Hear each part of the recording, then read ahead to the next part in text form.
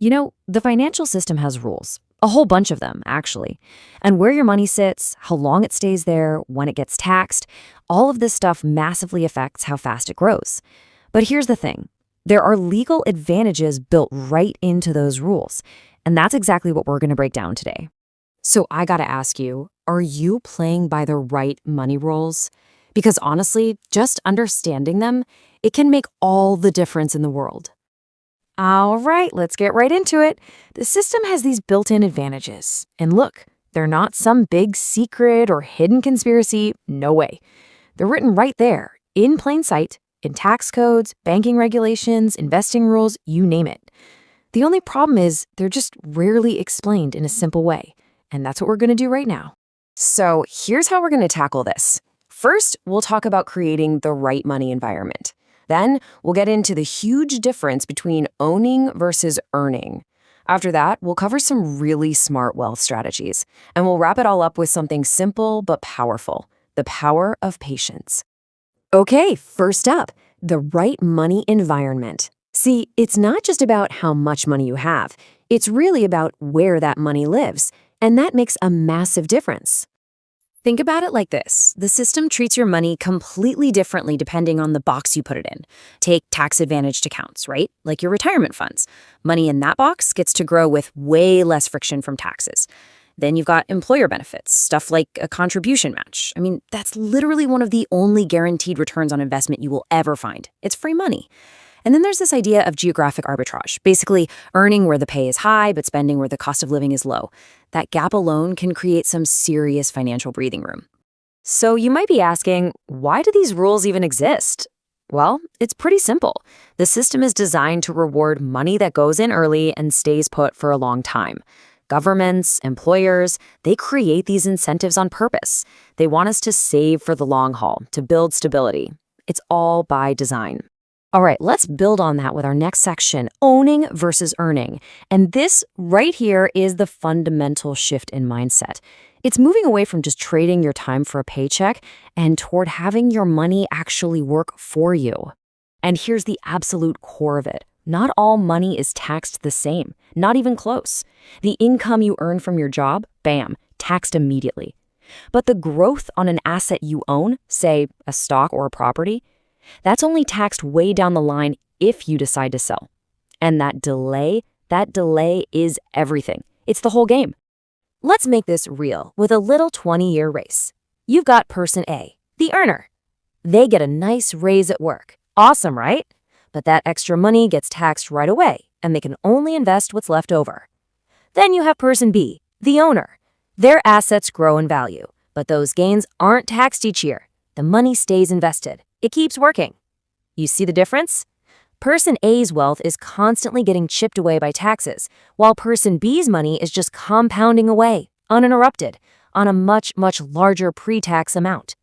And here's the finish line. After 2 decades, look at that. Person B's wealth is just significantly higher. And it's not magic, it's just math. Their money got to compound on a bigger pile for a longer time, all because they were able to delay that tax bill. This system literally rewards ownership with the incredible advantages of time and tax flexibility. Now, real estate has its own kind of superpower here, and it's called depreciation. And this is wild. The tax code lets you pretend that your building is slowly wearing out over time, which creates a paper loss. Get this. This paper loss can actually lower your taxable income even while the property is spitting out positive cash flow and going up in value. It's a structural advantage, plain and simple, designed to get people to own and operate properties. And this isn't just for real estate. The same logic applies to businesses. You or me as individuals, we spend after-tax money. We get our paycheck, taxes get taken out, and then we buy stuff with what's left. A business, though, gets to do it the other way around. It can deduct all sorts of legitimate expenses, tools, software, even some travel, before taxes are calculated. The moment your income can be classified as business revenue, maybe from a side hustle, the whole equation just flips in your favor. Okay, so let's level up and talk about some more advanced, smart wealth strategies. These are really about using the system structure to get access to the value you've built and, just as importantly, protect it. All right, so most of us think that if you want to use the value locked up in an asset, you have to sell it, right? You sell the stock, you sell the house, and then you pay the tax bill. But what if I told you there's another way? So this strategy has a kind of morbid name, buy, borrow, die, but let's just focus on how it works. It's pretty straightforward. Step 1, you buy and hold an asset that's growing in value. Step 2, instead of selling it, you borrow against that value. The most common example is a home equity line of credit, a HELOC. This gives you cash to use right now, but, and this is the kicker, because you never actually sold the asset, you never triggered a taxable event. You're not cashing out, you're just accessing your asset's liquidity while it keeps on growing in the background. And while your wealth is growing, you gotta protect it. This is where legal structures like setting up an LLC or another type of company come in. It basically creates a firewall between your personal assets and your business assets. Now, let's be clear, this isn't about hiding money. It's about smart organization. It means that if something goes wrong on the business side, it doesn't automatically sink your personal ship.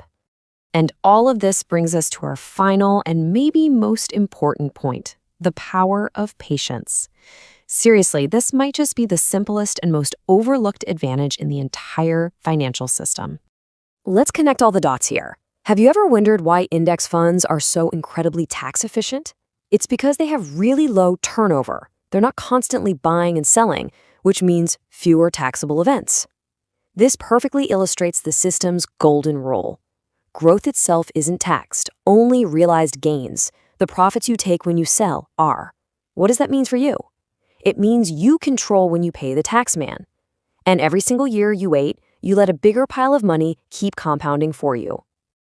So if you strip everything else away, what's the number one, simplest, most powerful legal advantage you have? It's just one thing: patience. The entire system is built to quietly but powerfully reward capital that just stays put. Okay, so let's wrap this all up. What are the big takeaways? Number 1, ownership beats income over the long term, period. It's just how the math of compounding and taxes works. Number 2, delaying tax isn't just a trick, it's a financial superpower. It lets your money work harder for you. And finally, number 3, the system, at its core, is set up to reward patience and long-term thinking. And that really leaves us with just one final question for you to think about. Now that you know the rules, how are you going to play the